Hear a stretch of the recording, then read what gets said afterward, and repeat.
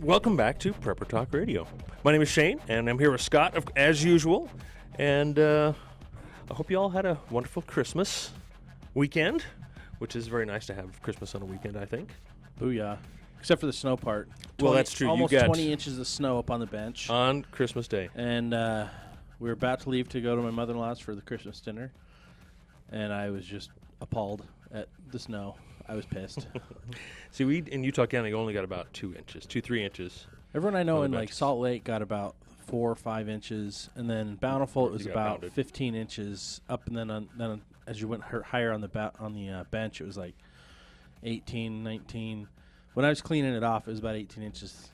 And the snow plow, little jerk, he nods at covered you in me there. as he cleans his blade off in my driveway. What? He pulls forward and flips his blade out and clears it all right in my driveway. Nods and drives off. And There I'm you like, go, buddy. Left that for I you. almost Just for you. saluted him with the middle finger. I was so pissed. I was like, are you kidding me? So how do you prepare for that kind of snow, Scott, up there on the bench? Well, you know, I need to be better at that. We actually made sure we had our extra shovels, our extra ice melt, and I still need to take my snowblower in to get serviced. Because you face east, so you need your ice melt. Oh yeah, because you don't get a whole lot of sunlight because the mountain's right there. Yeah, and I face north, so I need my You snow need a melt, ton of- ice melt ton as of it. well. So But survived it. You know, I was a few times I was slipping and sliding everywhere, but I got yak tracks for Christmas. oh, nice. Those things are awesome. Yes, those are cool. Shout out to my sister-in-law who got those for me. Best gift I could have gotten. So yak tracks are the grips, the kind of like a crampon, but a much Yeah. tamer version of a crampon that go on the bottom of your shoe so you don't slip on the ice. Yeah, basically they've got the Rubber. standard issue one, which is kind of coils over rubber, metal coils over rubber, and that gives you some grip. And then they've got the pro version, which has the coils and also has little pegs, steel pegs Okay. that pop out the bottom, so it A gives little you more cleats. aggressive that way. And that's what I got, and I love them. They're And to save you I need 'em. from a head injury. you know, it's funny because in the snow, I've actually fallen 3 times in the last week and a half Oh, really? from ice and slush. Mm-hmm. Christmas Eve dinner up in Ogden, coming down my brother's steep driveway. It was snowing and slushing. It was like not sure if it was raining, not sure if it was sleeting, Yeah. not sure if it was snowing. Like it kept changing. And walking down the steep driveway, I lost it a few times. So thankfully, I had my our sponsor, Survival Medical, Had your first medical aid kit with kits. Pulled out my cold pack and put it on my hip the whole drive home. Oh, okay, nice. Needed that. Really? Oh yeah. At least My you didn't hip land on still your hurts. head, right? Well, I landed on my hip one time. I landed on my elbow, shoulder, and head the other time. That was actually the first time. And that was less painful than my hip. So apparently I'm getting old, and my head is still pretty thick-skulled. Well, we But, all think we're invincible as we get older, Absolutely. and we're definitely not immune to those small injuries. So definitely check out survival-medical.com. You should have one of their buckets alongside your other buckets in your storage room, Absolutely. under the pails. Absolutely. Like the Bravo bucket, the Alpha bucket, or the Birth bucket, which I have in my storage as well. So We've got one of those, too, just in case. Because, you know, the baby due in May, you never know. you got to have all your options covered. You may get snowed in May, right? I hope not. Anyway, welcome to the show. Thank you for listening. And this is our we can call it our wrap up the year show and get ready for next year's show. So today we want to talk about, kind of continue the topic of last week, where we were talking about kind of the big things that darker could, the scenarios. darker scenarios that could occur. And we're going to talk, I guess, a little bit more about that, what could come in 2017. But I wanted to also start out by me looking back at 2016 a little bit. How did your preps help you to be this last year? How did being a prepared person, someone who's prepared, how did it help you out, or how did it help someone else out this past year? And it doesn't have to be anything big. I know, Scott, you have your example of the car crash you helped out with, or were able to stop and had your supplies. For me, I guess a quick little simple example, just this last week, I was in a public place, and a lady had fallen in a bathroom and apparently passed out and hit her head and was bleeding all over the place. And there were plenty of people on site. There was an off-duty police officer as well as a ER surgeon, but who had the first aid kit and who had the 4x4 pads? Me. Yep. So even though I wasn't, former EMT, wasn't there and actually able to help, there were plenty of other people to help, but I had what they needed. So You didn't need to be the hands-on resource, but correct. you were the supplement resource That's where you correct. provided all the materials and tools. And that's why I have my big first aid kits. Mhm. I can't use it all. You know, I'm learning it, but the value of having it when you need it, and Is if there's exactly. someone else around that can use it, Mhm. kudos. And also, obviously in that situation, a bandage could have been improvised. Yeah. But how much more convenient and comforting is it to have the right supplies, the right things with you, and the knowledge how to use them? That's a big part. Well, another fun thing this year is we actually pulled out our food storage and used it for a couple of weeks. Okay. Partly because we're between paychecks. You know, being a radio host does not pay the bills. No, it does not. Being in the preparedness market, you know, it's not a big income. It's by any means, but between that and real estate, bouncing those two, Mm-hmm. you know, there's a couple times a year where I go without a paycheck, and so food storage is the saving grace during that time. Mm-hmm. You know, and so we broke out our food storage, actually our freeze-dried food storage, which I try to use, you know, throughout the year. And it's funny because I was like, I've got more of this specific product. I'm like, where the heck is it? I couldn't find it. Well, we'd moved and we left it at my old house. Thankfully, that's my sister-in-law's basement. We rented out, but I couldn't find it for the life of me. Finally, she checked and found it, and I was just like, I was so happy because it's my favorite sausage. I've got freeze-dried sausage, and I put it in my spaghetti. I put it in my breakfast burritos. I mean, I just use it all the time, and I'm like, where's my sausage? And so I was eating sausage-free breakfast, lunch, and dinner, and it was sad, but you know what? Food storage worked out great. It helped a lot, Yeah. you know. That's a good idea. That's a really good idea. So I think there's a bunch of our listeners I know for sure that have had challenges this year where their preparedness skills have actually helped pay off for them. Yep. You know, so if you want to call in and share a story that Absolutely. you've experienced in 2016, you know, as we wrap up the year, give us a call. Let us know what you did with your either skills or surplus. You know, the number's 801-254-5855. Give us a call. Yeah, It's been an awesome year. Yeah, how you've seen that being more prepared has helped you in your life in whatever manner, and it's not just in I helped this person or I had this stuff or whatever, but it's a mindset as well. How has it helped you get through maybe difficult times? Well, I think a lot of people, especially outside of Utah, there's two major populaces of preppers, and one of them it's kind of tongue in cheek. I'm calling them preppers, and I don't think they really are. But there's your typical prepper, and they think there's kind of that three phase of evolution within preparedness, where you think first of yourself, and then you start thinking of your immediate family and extended family, and then you get to the third phase, which is the community. And start thinking, okay, what can I do to better help prepare my community? What can I be working on? How can I be a resource? Who else can I help? Where you really start thinking about other people more often than not, and I think that's ideally that's where everyone should be. Should be working towards. But then there's that other group that call themselves preppers that are more looters, active militia looter groups. They're more introverts.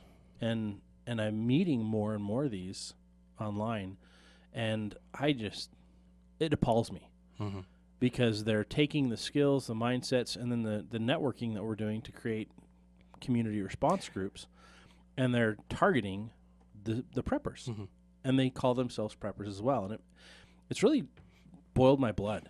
It's really pissed me off. Yeah, I I think one thing that we all need to realize is that as we become more self-sufficient, more aware of our surroundings, at least I realize more how I need to depend on others. And going and taking their stuff is definitely not a way to depend on others. Yeah. It's the complete opposite. So create those community bonds and those ties. And really, I think that's a great goal for 2017. Oh, yeah. Is try and focus on either building a group or just making those connections. It doesn't have to be a formal group of any kind, but make those connections, those friendships, those bonds to where when you come into difficult times, you can all rely on each other. I think even just an accountability group, kind of like when you go on a diet, you get a group of people No, that's that are true. working together towards the same goal.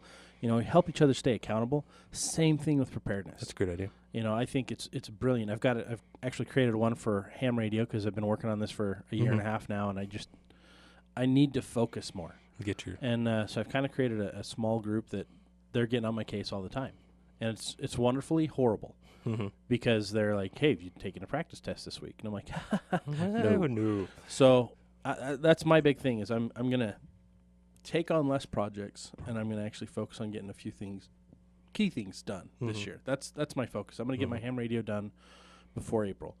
I'll have my license. So you heard it on air here on K-Talk. We'll hold you accountable to it. Hold me We'll to be it. your accountability group. I'll throw out my call sign or call letters, whatever it is. Kilo Charlie 7 Delta Tango Victor. Yeah, that. I'll throw that out as soon as I get it. That's me, KC7DTV. So if you see me around with my license plate, turn on your ham and give me a shout out. KC7DTV. So for 2017, what can we expect? And I think that's a big question. I mean, that's a huge question. It's a loaded question. It is a loaded question. Of course, I meant it to be a loaded question. But and I kind of wanted to continue a little bit on what we were talking about last week. But we've got a caller. I got a couple of callers here. Let's go ahead and take them. Let me turn your phone lines on here. Here we go. All right, caller, what's your name? What did you want to talk about? Oh, I'm sorry. Just off the air, I need to have the telephone number for the Survival Medical or the how to go ahead and order a kit. Well, let's look. We're going to look that number up for you real quick for Survival Medical. But it's survival-medical.com. But if you don't have internet, Scott is... Talk more slowly. Oh, I'm sorry. I do talk too fast. I apologize. Yeah, you do. And so I've got a lot in my mind. Scott's looking up the number now for Survival Medical, but survival-medical.com. And we'll give that to you on the air. How does that sound? Great. Thank All right, you. you bet. Thank you. Talk more slowly. All right, we'll do. Thank you. Bye. All right, I will learn to talk more slowly. All right, so as well, Scott's looking up that phone number. I want to talk about, we got another phone call. Let's take this call. Hello, caller. What's your name and what's your topic? Yeah, the name is Bob, and the topic is some of my past experience with preparation. Fantastic. Go right ahead. Well, just to throw they had a caller, you had a caller, being K-Talk, about 2 weeks ago that said that, he, between his economic circumstance and work and family and everything, he was unable to put anything away. Mm-hmm. And I would talk about our experience in this eons ago. We were able to put some wheat away. Later on, when we were hard up between jobs and with 4 children at home and mom, we had to rely on that wheat. Mm-hmm. And I might add that we had a big lab too. But Mm-hmm. whatever else, we got the wheat that which we had stored in galvanized cans was relatively intact, and we had some others that had been stored in paper bags. I mean, they were what they called overseas shipment bags. They had, several layers of heavy paper and moisture barrier and the rest of it. But apparently there'd been weevil in it, and it punched holes in the bags, and then that had invited mice and the rest of it. Hey, even that wheat, when we opened it up, obviously there was a lot more chaff in there, mouse droppings and all the rest. Wonderful. Hey, we were trying to figure, how to manage between the two. We took the wheat that had been infested. We put it in a pressure cooker. We didn't have to pressure cook it, because when we put it in the water, the chaff floated to the top all right. Mm-hmm. And also the mice droppings. That might sound surprising, but apparently their specific gravity, having dried out and such, was such that we could just whip it, skim the top, and get rid of it. However, the kids didn't consider it sanitary, but in our experimentation, we ran that through what they call a little hand mill crank grinder. Mm-hmm.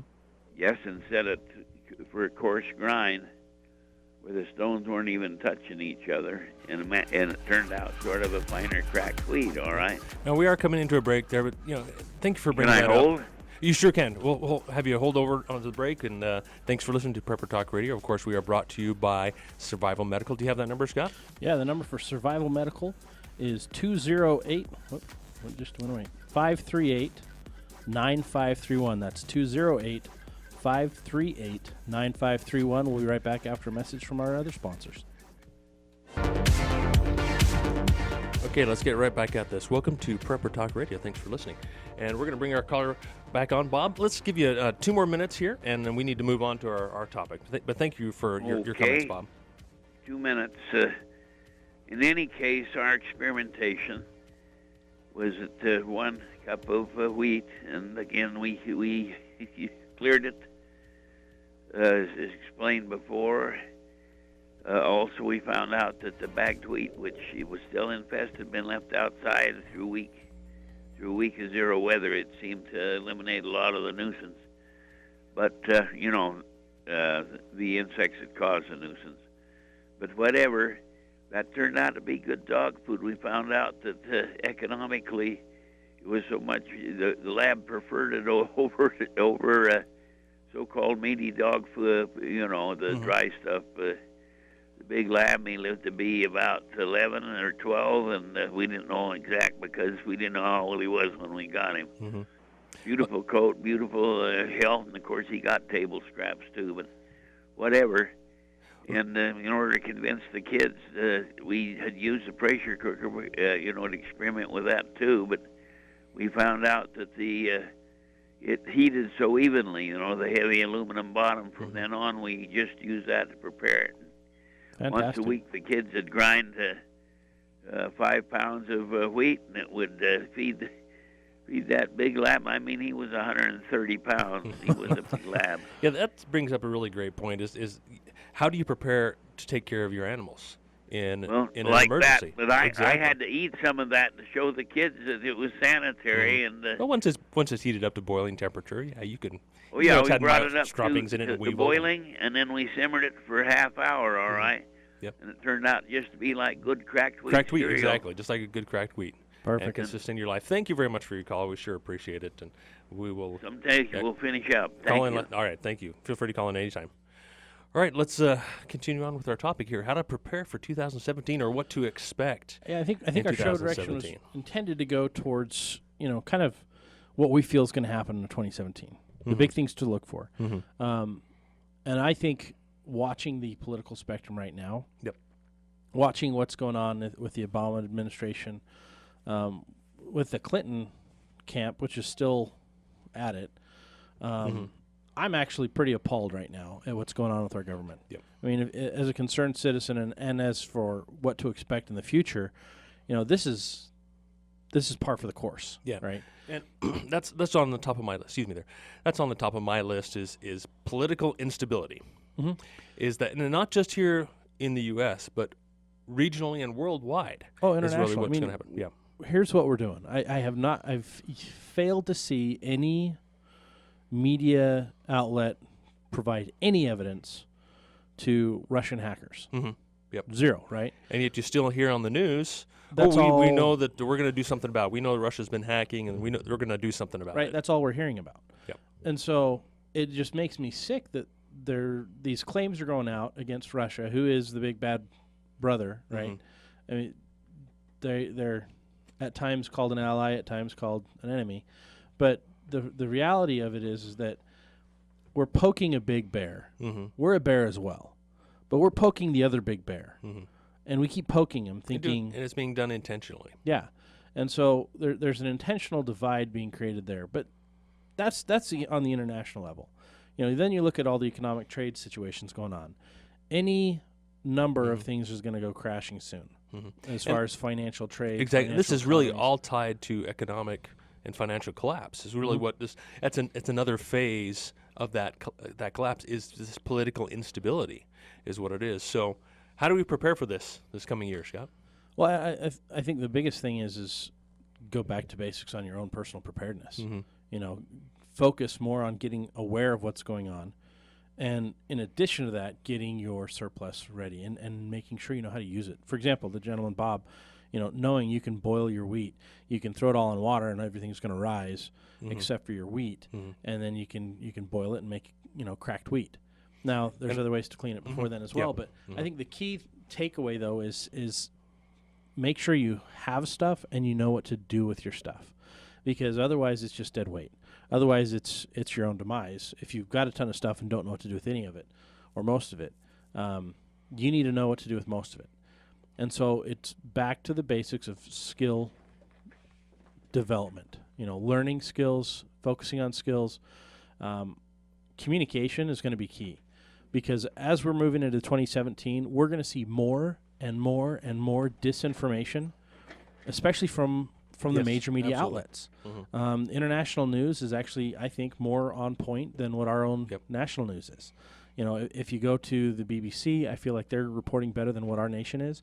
If you go to the smaller stations, the smaller groups, K-Talk, I hear more breaking news on K-Talk than I do anywhere else here in Utah.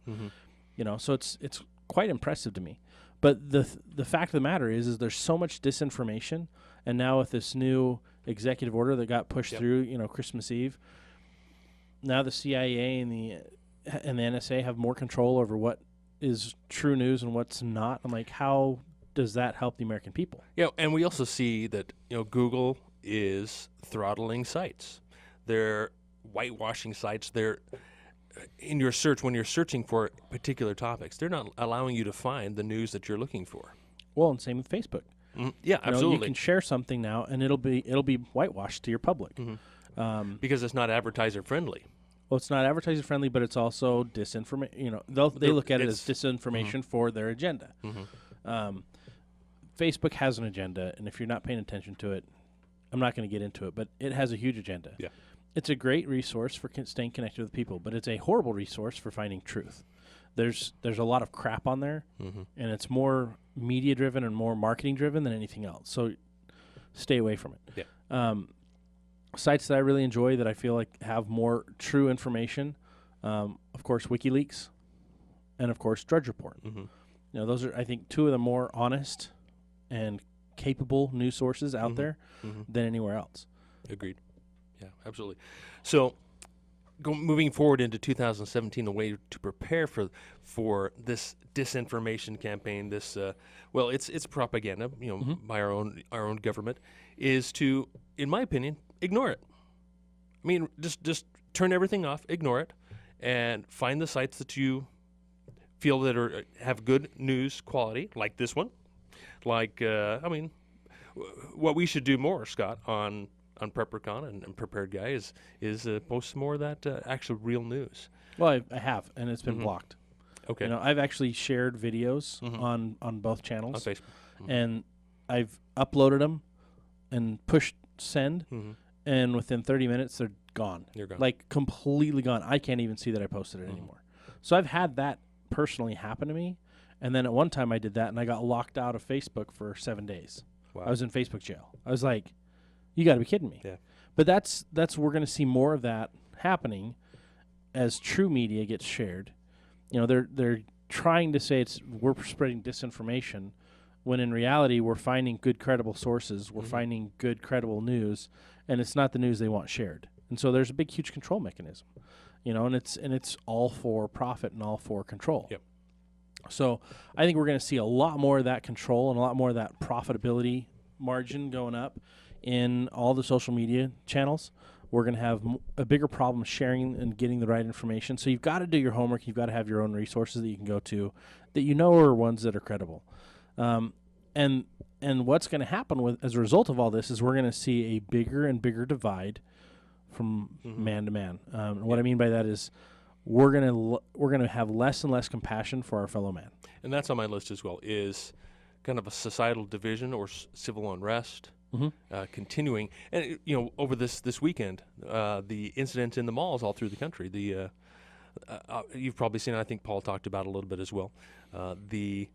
Basically people attacking other people, just getting in fights and causing mild chaos is what I might call it. Yeah, what we used to do is we'd look at a situation, someone offended us, we'd talk to them about it, or we'd let it roll off our back. Right? We'd just shake our head and walk away. Yeah, exactly. And now everyone has this feeling that, no, I've been wronged. I must avenge my wrong, right?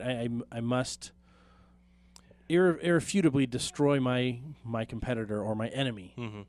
Everything's gone from my brother to my enemy. You can't coexist. We just, need to eliminate each other. It's sad. We're going to see more of that in 2017. There is an absolute agenda being pushed that's focusing on that, focusing on, dissolving those relationships, creating unrest, a big polarization shift to the government will save us and fix us from ourselves. We're going to see more and more of that propaganda being pushed. I would not be surprised if there's a major shuffle in our presidential cabinet after January 20th. Afterwards. Oh, yeah. I think in January after the 20th, we're going to see some major things shuffle. I'm not going to make any exact predictions because I'm not a prophet. I'm not From what Trump has visionary. already started to outline in his cabinet, is that what you're referring to? I just don't think that his cabinet's going to. It's not going to. Without going too deep, I just don't know that he has that good of a chance of survival. Of being successful. Yeah. Him or his cabinet. I look at TV shows like the. It's the new one with Kiefer Sutherland. Oh, yeah, and that's part of the propaganda campaign is putting out these different shows, and you can see all the different Designated shows. Survivor. There we go. There's definitely a backbone to that says, okay, this is a scenario that could happen. Why are they pushing it so much, and why is it being marketed to so rely well? more on the government. Well, so people realize, okay, we do have a fragile government, we do have a fragile economy, we do have a fragile nation, and that there are powers to be that are going to swoop in and take control And save us. To save us. And they're looking at this TV show as a propaganda to show us how to be saved and how to just say, okay, our government will take care of us even if the government's gone. So how do we take care of ourselves? That's the big question. What we want to answer today is, okay, this is what we should look forward to in 2017, but how can we prepare for that? That's the more important part is, and when I kind of say, okay, let's ignore this topic. Let's be aware, but then ignore it. But we shouldn't ignore the other side of being, how do we prepare for it? So we look at this financial calamity potentially coming, political calamity, which is all kind of the same thing. How do we become more independent and prepare for that? And here are a few of my little tips, I guess you could say. Sure. First of all, get yourself out of the system. Get yourself out of the banking system. Get yourself out of any of these systems that are less reliable, that are fragile. And not get yourself out completely. You've got to have a banking account. I mean, that's how you pay your bills. And as we go to a cashless society, it's going to be more and more so. But how you need to disconnect yourself as much as possible from that system. And the way to do that is by having cash, by having assets. I'm going to argue against that a little bit. Go for it. I wouldn't disconnect yourself. I would disinvest yourself, meaning you've got to diversify. You've got to have real coin, real gold, real silver. You've got to have real tangible, tradable items as well. By pulling out of the bank completely, you're not connected, right? If there becomes a situation where we're a cashless society and all of a sudden your gold and your silver is not tradable, which can happen. Yeah, it's a possibility. The government can, like they did in World War II, they said, okay, everyone with gold, we're going to confiscate it to make our economy better. The government can do those types of things. However unlawful it is, there's always that possibility. So you need to be diversified enough that you've got a reserve in different ways and in different places. You have to play the game. Yeah. You have to play the game, but play it wisely, play it strategically. Keep a little bit of money, just enough money in the bank. Yeah. Right. I would pull your 401ks and your IRAs. If you haven't already done it, get them out. I agree. Move them into a self-directed, self-managed IRA. There we go. Where you've got, transfer it into gold, into commodities, things that you can invest in that you can hold. And obviously, these are our opinions. We're not financial advisors or anything like that. So, and these are not the opinions of K-Talk either. Radio. That's correct. These are the opinions of one man and another man sitting in a room yelling into microphones. That's right. So I think only as we move forward, it's only going to get worse. And I think that's the main thing we need to understand is just because Trump is coming in and hopefully going to make a lot of great changes to the system, don't count on it. Yeah, don't count on it at all. I mean, we have to become, as individuals and as communities, we need to become anti-fragile. Mm-hmm. One of the things I love about living in Utah, there's a lot of things I like. There's a few things I don't like. One of the things I love is we've got a very stable economy because we're more conservative in our spending. And the state is very responsible in how it spends money. I mean, relatively, let me say, resource management in Utah yes. is absolutely impressive compared to other places I've lived. Specifically, we have a when I lived in budget. Arizona and when I lived in California, it went from bad to horrible. When I moved to California, I was like, are you kidding me? Expletive, kidding me. It was so horrible to watch the economy fluctuate so badly. And one day it's okay, we're going to furlough everybody for a week that's government jobs, and then we're furloughing everybody on Saturdays because and everything Fridays operates on debt. Yeah, it was absolutely a shambles economically, and the governments all the way down to the very cities were mismanaged. Funds were being lost all the time. And I think that something to take away from that is that get your own personal finances into order. Stay out of debt, get out of debt, save for a rainy day, and live within your means. Right. And for me and my family, we're calling 2017 the year to make do or do without. So it's the year of saving. It's the year we're going to, because my daughters work. We all have little side jobs and little side businesses where we are going to save like mad. And when I say saving, it's not just, okay, I'm putting cash in the bank. No, that's not what saving is to me. Saving is, okay, yes, I need some cash on hand, but I also am going to put that hard-earned money, hard-earned currency into a tangible asset of some sort. Yeah, you're investing in yourself and your ability to bounce back. That's correct. Whether it's silver, which is somewhat liquid, if I need cash and I need currency, then I can go and sell that and get some currency, or into actual physical assets, which could be a number of things, which we can talk about a little bit after the break. Let's keep going on this topic. Yeah. And thank you for listening. I think that's the biggest concern right now is the financial stability of the nation, political stability. And our sponsor is Survival Medical, survival-medical.com, the only first aid kit. Slow down. Only first aid kits designed for long-term storage. That's survival-medical.com. Thank awesome you. Stuff. Thanks for listening. The all-new K-Talk Media. Online at ktalkmedia.com.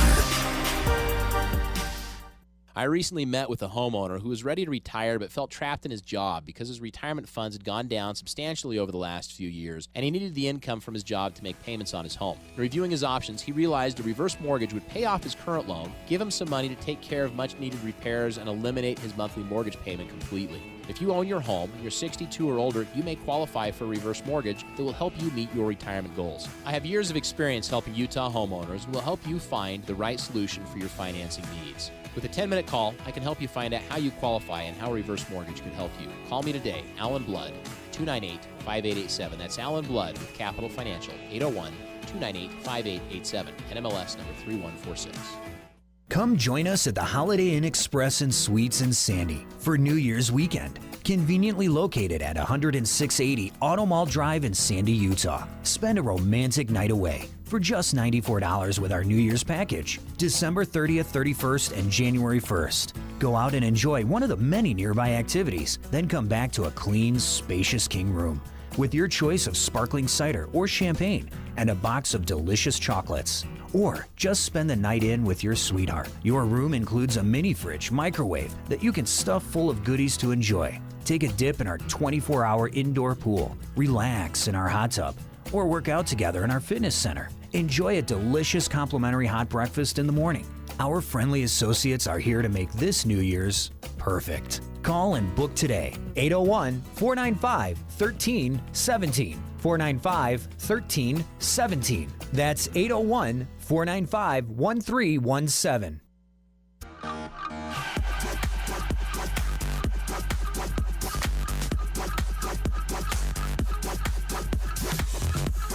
Okay, we're going to come back from break here. As you can see, because I talk too fast, we have way too much to try and get in and get out of my head before it explodes. So before you go any further, let me remind you of our awesome sponsor, survival-medical.com. Check them out. We had a caller ask earlier for that phone number. We had a caller ask earlier for me to slow down, to talk slower. So I will do my best to try to do that. And it's funny because you do talk very fast. Yes. And that number, for those of you who want it still, it's for survival-medical.com. The number is 208-538-9531. Products Tougher Than Nature. These are the only first aid kits that I've ever seen that'll last up to 20 years. They are excellent. I have one in my bag with me right now. So check them out. Financial collapse. Yes. So how to prepare. You're thinking that's a major player in 2017? I think it is our absolute biggest concern. Okay. Is financial instability, political instability, which is all really interconnected, interrelated. Yeah, I mean they're all what's that game? Pick up sticks, right? They're all interconnected. It's all Jenga. Jenga, yeah, they're all interconnected. As soon as you move a few pieces enough, things are going to start toppling. It may not all topple at once, but we'll see some major changes. Yeah, and some of the commentators I listen to say, "Oh, we're going to see a major financial calamity in 2017," which may be the truth. It may not be. So just be prepared for it. And honestly, if you haven't been trying to be prepared for things, it might be. Yeah. The reality might be that it is far too late for you. Yeah. If you're just getting started, if you're saying, okay, I'm going to buy a little bit at a time, which used to be the strategy, right? We used to go and grab a few extra cans as we're going to the store, as our budget allows. I'm going to grab a few extra cans of this and this and build up my supply in my cupboard, every time I go to the store. Yeah. And, keep doing that, please. Do that as much as possible. However, if that's your strategy, it may be too late. To pile up to get a full year's worth of food storage. If you don't have 2 weeks worth, get 2 weeks worth. If you don't have 3 months worth, fill your cupboards to have 3 months worth of the stuff you use every single day. And the staple items are the safest way to go. Yeah, I mean, like wheat, like Bob was talking go get your about. wheat, go get your rice, go get your beans. The funny thing is rice is such a superfood that people pass by all the time. I mean, it's got so many different vitamins and minerals in it, but it's got proteins, and it's huge. That's a huge important you've got to thing. have protein. It's a staple that'll get you through in a survival scenario. So if you don't have stuff, if you got gift cards for Christmas, don't be a moron. Go get food storage with it. Go get water filters with it. Get started. Make a big dent. Don't make a tiny dent in your preparedness. Make a big dent. And here's a couple of tips to go make a big dent. First of all, go to Costco, because that's where I shop. Or Sam's. But Costco has big 5-gallon buckets of wheat and oats. There you go. Great place to start. Oats, you boil them; they're quick. You get quick oats, you get the regular oats. Same thing with wheat. Fantastic. You boil them, turn them to cracked wheat. Yep. And go get a pail of rice. A little more expensive, but you can get a bucket of wheat at Costco for $17. Yeah. And that'll feed your family, for quite a while. If you've got a few $100s to jump out on this, do it. I would highly recommend go online, find this is a fun resource. We found there's quite a few companies that are restaurant suppliers. Yeah. You can get way better pricing if you're willing to buy in a bigger bulk. So buying 200 pounds of rice for dirt cheap. Right. Buying 100 pounds of wheat, 100 pounds of oats. And they come in bags, and so you'll want to switch those into pails, and switch those into Mylar bags and pails, and that's what I'm working on now. But do those things, and you will thank yourself later, and maybe thank us for bringing it up. But the important thing is get it done. Yeah. Another resource: go to your local LDS storehouse where they do canning and such, and you can buy anybody. You don't have to be a member LDS. You can go in and buy number 10 cans, and it's a lot less expensive than going to your local emergency supply store. Yep. And you can get your flour, you can get wheat, you can get sugar, all the basics, or a lot of the basics. Very inexpensive that way. Go buy a case. And we're going to get into this more next week and the week after. We're going to kind of go back to prepping 101. Yes. So we're not going to spend a lot of time on that right now, but make a big dent, please, for the love of God. Go make a big dent in your preparedness. Get a backup battery system. Get a backup generator. Get something to hold you over. Right now, with winter being as cold as it is, 12, 15 degrees, sometimes colder at night. If your heat goes out, what is your plan? You can only bundle up so much. You've got to have a plan.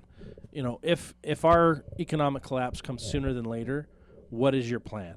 The big things I'm watching for in 2017 are, number one, an economic collapse. Number two, the startings of a civil war. And you were talking about hacking last week a little bit too, about about cyber attack, which would hurt our infrastructure, which could compromise our ability to heat our homes, security. to cool our homes. I mean, there's so many different things that can affect. The number one thing that cyber attacks are going after right now are information, so data, and infrastructure. Those are the two biggest things that I'm seeing that the cyber attacks are going after. And part of that is they're going after government agencies, but a lot of it, it's like, oh, Discover Card got hacked. Here's a new card. Here's new information. Oh, MasterCard got hacked. All these different accounts are getting hacked, and they're trying to pull as much information so they can grab money, grab resources, grab information and sell it to the next person.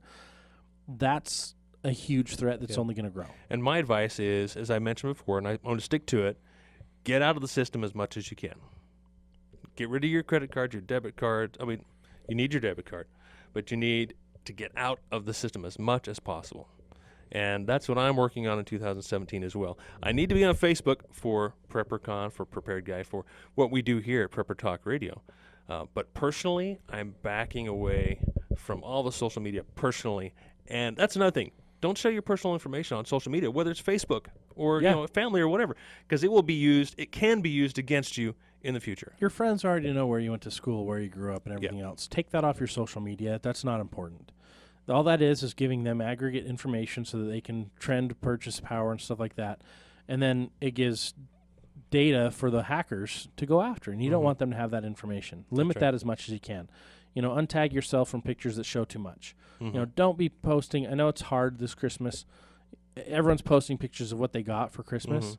Hello, are you kidding me? That's Making where yourself a your target, burglars are coming for. They're like, hey, that guy got a big screen TV. Also throwing out your garbage this week. Don't leave the big screen TV box next to the garbage can outside. Break it down. If you've got big items, expensive things, Great tips. break it down. Get rid of those because those make you a target. Yeah. Oh, Same look what thing they if you've got for tons Christmas. of We're gonna boxes break of in food there. storage for Christmas. Don't leave the boxes outside for someone to say, oh, wow, these guys have tons of resources. Put that on my list for later when things go bad. And that's another great tip, I think, for 2017 to prepare is I think we're going to see increasing crime because the economy is going to continue to falter, and which means people need money to buy food or whatever, steal food or steal stuff from your home. So there are going to be more break-ins, more invasions. So secure your home. And I think there's going to be a bigger war against the police than ever. Okay. And I think, and it saddens me because my great grandfather was a police officer, a sheriff, and then became a judge.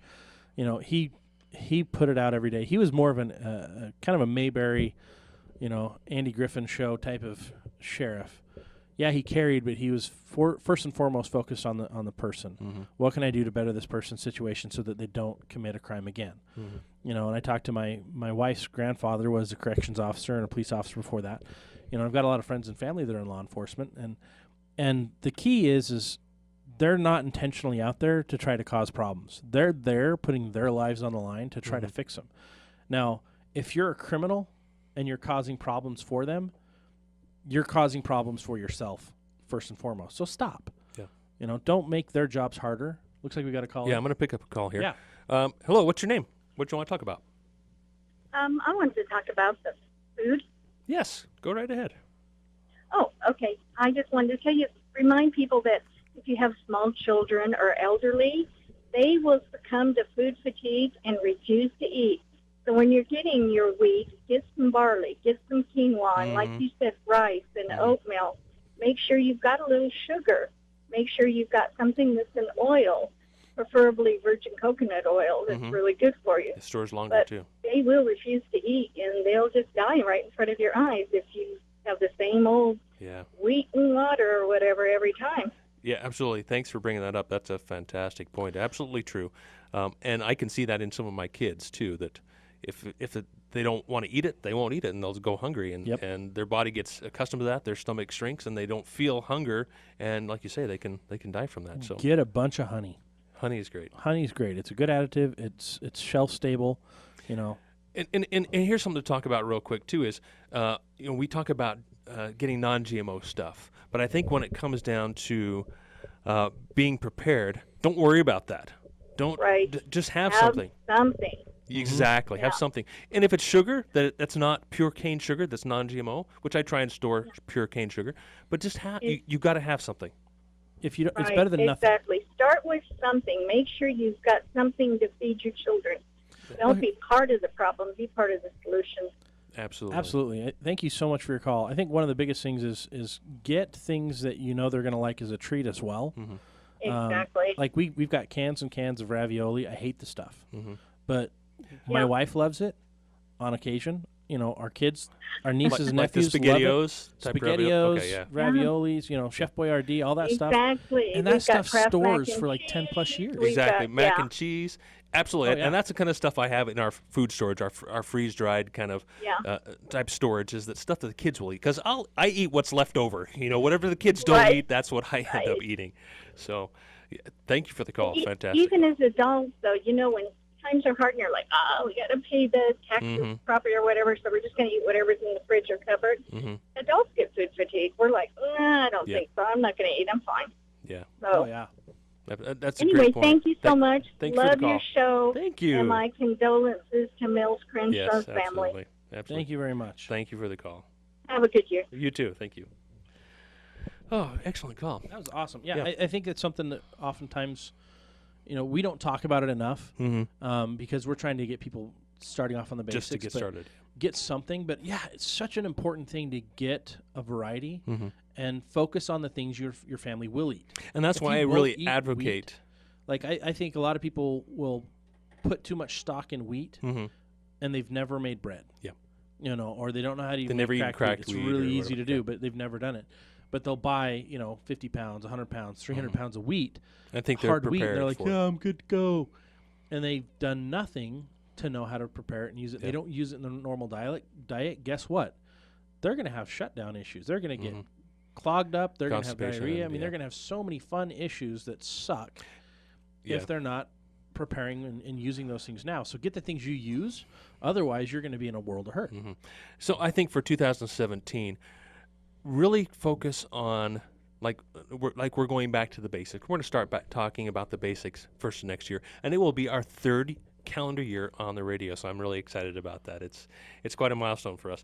And as you can see, we're still newbies at this because I talk too fast. So it's just Slow down. I'm just new, but I have so much I want to give and want to teach you guys and share with you what I've learned. And before the show's over, we're talking about just having something. And so for me, another thing that's really important just to have is you need to have some way to protect your food and your family. Have a firearm.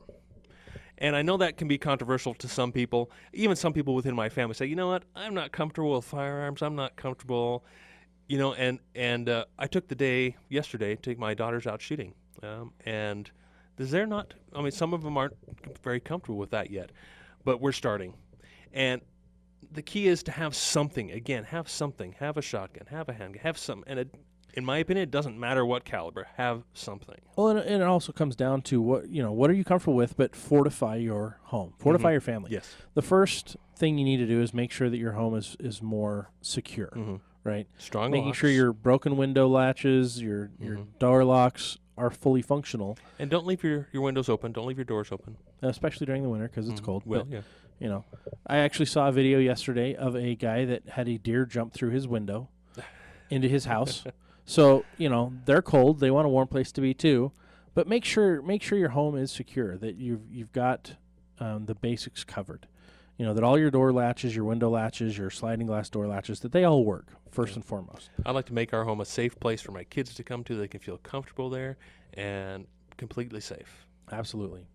So we're almost out of time. So I want to kind of finish off the show with a couple of statements. One, whatever you're doing, take a minute to do a little more. It's not much. It doesn't take much time, doesn't take much money to get better prepared. Get it done. Number two, shout out to Mills Crenshaw, who just recently passed away. He's the kickoff that got us on the air. If it weren't for him and my, I think, 15 interviews with him, we wouldn't be here. So thank you, Mills. Thank you, K-Talk. Thank you, Survival-Medical. Check them out, survival-medical.com, to get all your first aid equipment. And tune in next week. We'll be back with some Prepper Basics. See you next week.